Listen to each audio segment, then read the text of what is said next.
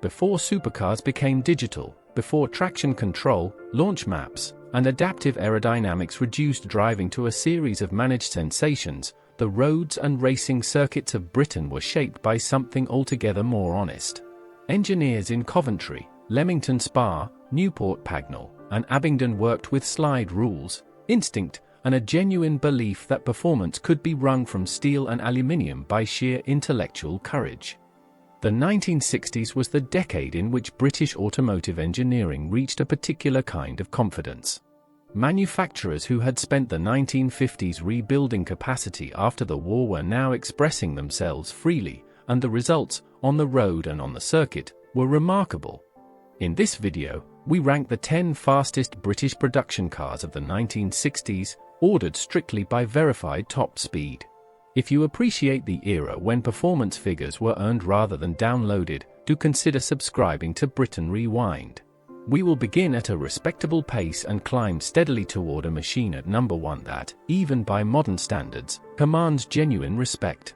Now let us begin. Number 10. Sunbeam Tiger Mk1, 122 miles per hour. Launched in 1964 and assembled at the Roots Group facility in Ryton-on-Dunsmore, Coventry, the Sunbeam Tiger Mk1 was, in essence, a small British roadster with an American secret.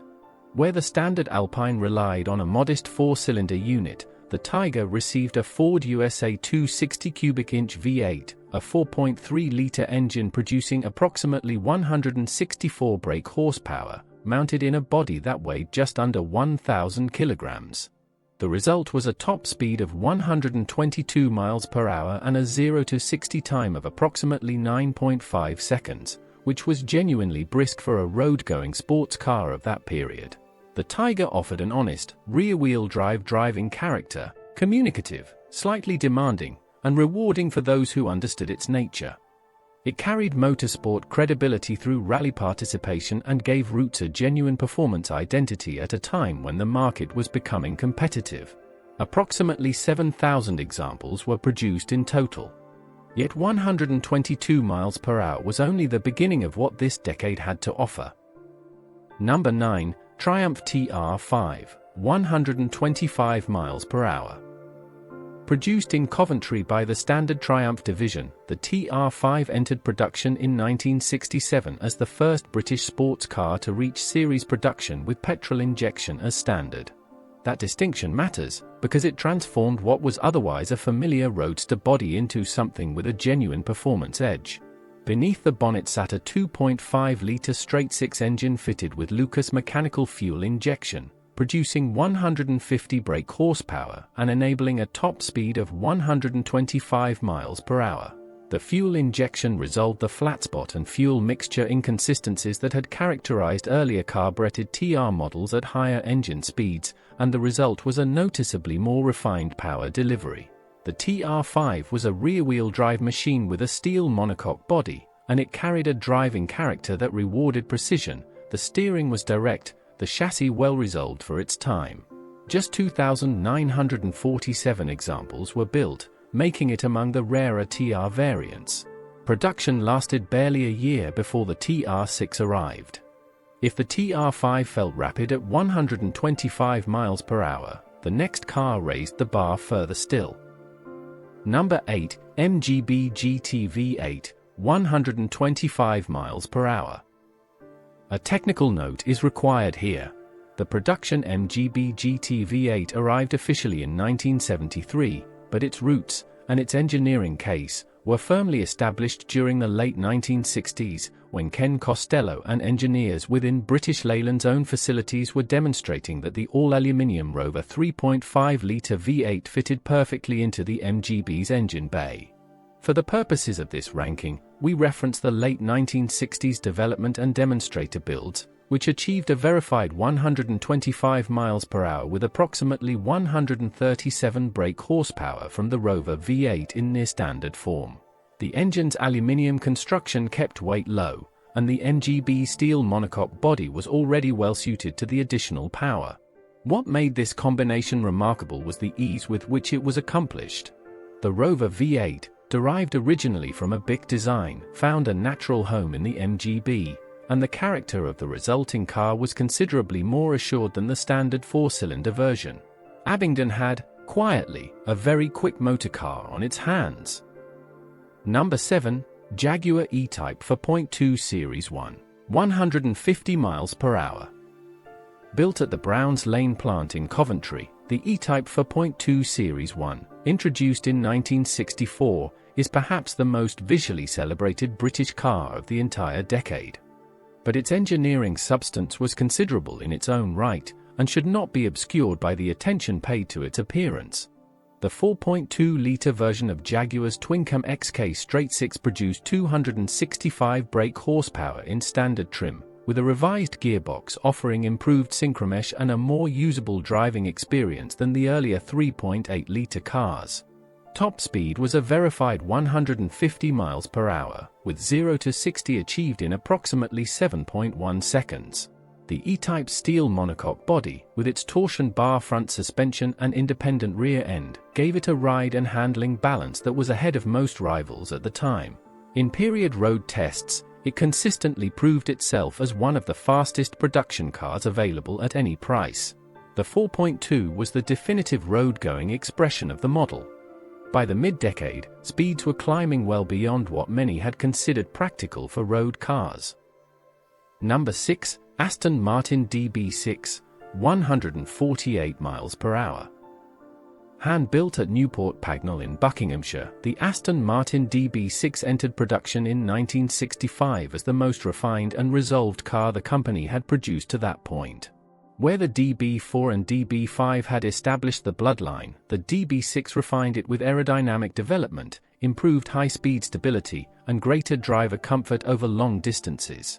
Power came from Aston's twin-cam inline-6, a 3,995 cubic centimeters unit producing 282 brake horsepower in standard Vantage tune, or 325 brake horsepower in the optional Vantage specification. Standard cars achieved a top speed of approximately 148 miles per hour, with 0 to 60 in around 6.5 seconds. The DB6 platform was a steel platform chassis clothed in aluminium alloy bodywork, a construction method that demanded skilled craftsmanship and kept total weight manageable at around 1,497 kilograms. It was, without question, a grand tourer in the truest sense, swift, assured, and comfortable across the continent. Fewer than 1,600 were built. If these figures already seem ambitious, the top for push into truly serious territory. Number 5. Jaguar E-Type Series 1 3.8, 150 miles per hour. The original E-Type, launched at the Geneva Motor Show in March 1961 and built at Browns Lane, Coventry, arrived with a 3,781 cubic centimeters version of Jaguar's Twin-Cam XK engine producing 265 brake horsepower. Road tests of the period recorded a top speed of 150 miles per hour, and while some of those early figures have since been questioned in terms of precise test conditions, the car was undeniably one of the fastest production machines available anywhere in the world at the time of launch. The fixed-head coupe configuration gave the car aerodynamic advantage over open-topped rivals, and its independent rear suspension, a genuine engineering advance for a production Jaguar, delivered a ride quality that was considered exceptional. The long bonnet, the subframe construction, and the careful weight distribution all contributed to a driving experience that remained composed at speed. Priced at £2,097 in 1961, the E-Type offered performance that previously required spending 2 or 3 times as much. It was a statement of democratic intent from Coventry, and the world noticed. Number 4. Aston Martin DB4 GT Zagato, 153 miles per hour. Produced in extremely limited numbers, just 19 examples during 1960 and 1961, the DB4 GT Zagato represented the convergence of Newport Pagnell engineering and Milanese coach building at its most purposeful. The body, designed by Ercole Spodder at Zagato's Milan atelier and constructed in lightweight aluminium, was substantially lighter than the standard DB4 GT. The engine was Aston's twin-plug twin-cam inline-6 in race-developed specification, producing approximately 314 brake horsepower from its 3,670 cubic centimeters displacement. In conjunction with the Zagato body's reduced frontal area and improved aerodynamic profile, the car achieved a verified top speed in the region of 153 miles per hour, making it among the fastest closed-body road cars of its era. The DB4 GT Zagato was not a comfortable Grand Tourer. It was a competition car with nominal road registration. Its cockpit was Spartan, its ride demanding, and its purpose unmistakable. Competition victories at Goodwood and Brands Hatch confirmed what the specification sheet already suggested: this was a serious machine.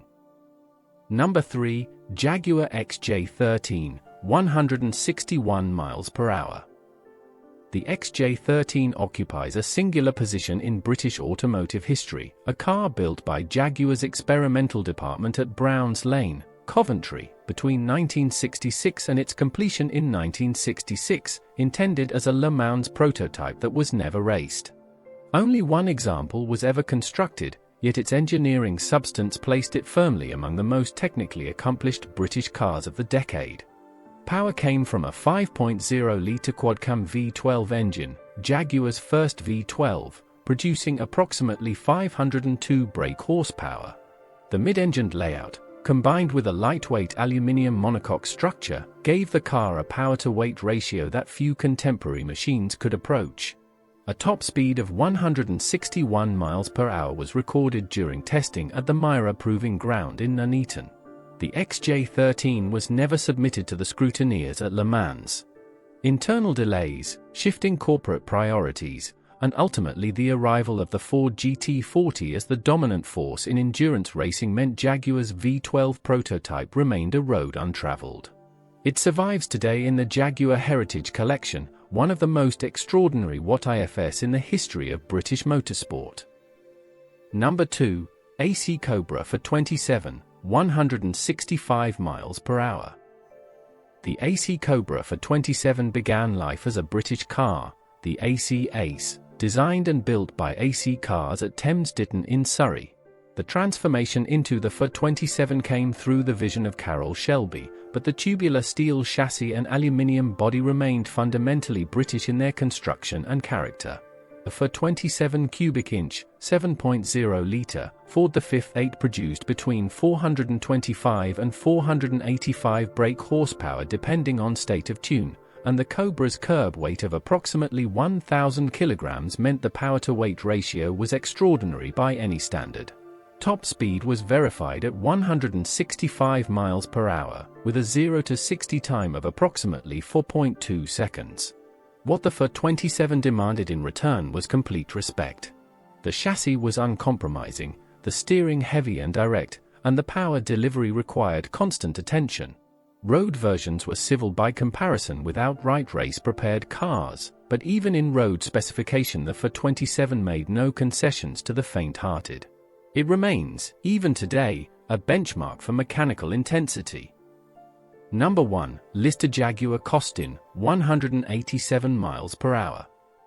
Number 1 belongs to the Lister-Jaguar Costin, built by Brian Lister's workshop in Cambridge, with bodywork designed by aerodynamicist Frank Costin, and powered by Jaguar's 3.8-litre D-Type derived twin-cam inline-six producing in excess of 330 brake horsepower in full race preparation. The Costin body, a full aerodynamic envelope constructed in lightweight fiberglass and aluminium, was designed with Le Mans specifically in mind, and at Spa and on the Mulsanne straight it delivered. Top speed of 187 miles per hour was recorded in 1959 competition running and remained applicable through the car's competitive life into the early 1960s, making it the fastest British car of the decade on verified figures. The Lister-Jaguar Costin was not a road car. It required a racing license, a brave heart, and a complete understanding of its limits. But it was the clearest possible expression of what British engineering could achieve when working without restriction, a small Cambridge workshop producing a car capable of matching the fastest machinery in the world. That, in the context of this entire countdown, is the most British statement of all. The 1960s was an era in which British engineers built cars without apology. From the workshops of Thames Ditton and Cambridge to the production lines of Coventry and the hand-finishing bays of Newport Pagnell, the decade produced machines of genuine world-class capability, not through enormous financial resource, but through engineering intelligence, material ingenuity, and, at times, extraordinary courage. Modern performance cars achieve these figures with considerably less effort. Electronic assistance, advanced materials, and decades of accumulated data have made 150 miles per hour almost commonplace. But there is a particular quality to speed that was built by hand, tested on open roads, and achieved without electronic intermediary. These cars did not manage their drivers. They expected them. If you found this video worthwhile, a like and subscription would be genuinely appreciated. We should be glad to hear which of these 10 you consider the most significant. Leave your thoughts in the comments below. This is Britain Rewind. Thank you for watching. I'll see you in the next one.